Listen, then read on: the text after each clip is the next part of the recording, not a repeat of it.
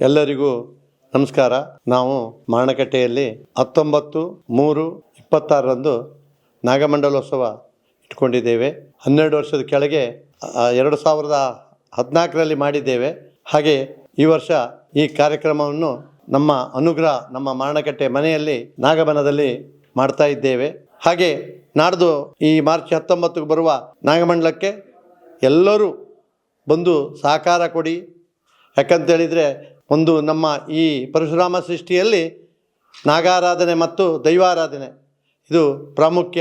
ಈ ನಾಗಾರಾಧನೆಯಿಂದ ನಾಗ ಸಂತುಷ್ಟನಾಗ್ತಾನೆ.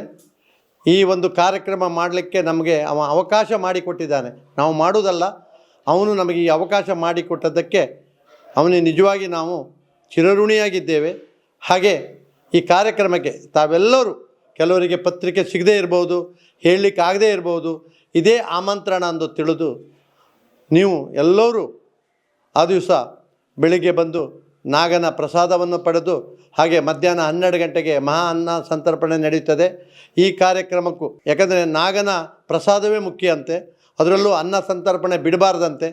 ಹಾಗಾಗಿ ಈ ಅನ್ನ ಸಂತರ್ಪಣೆಯಲ್ಲಿ ನೀವು ಪಾಲ್ಗೊಂಡು, ಯಾಕಂತೇಳಿದರೆ ಜನ ಸಂಖ್ಯೆ ಜಾಸ್ತಿ ಬಂದರೂ ಸ್ವಲ್ಪ ತಾಳ್ಮೆಯಿಂದ ನೀವೆಲ್ಲರೂ ಇದ್ದು ಅವನ ಕೃಪೆಗೆ ಪಾತ್ರರಾಗಿ. ಹಾಗೆ 3:30 ಗಂಟೆಗೆ ನಮ್ಮ ಸುಬ್ರಹ್ಮಣ್ಯ ಸ್ವಾಮಿಗಳು ಬರ್ತಾರೆ. ಅವರು 4 ಗಂಟೆಗೆ ಪ್ರವಚನ ಇದೆ.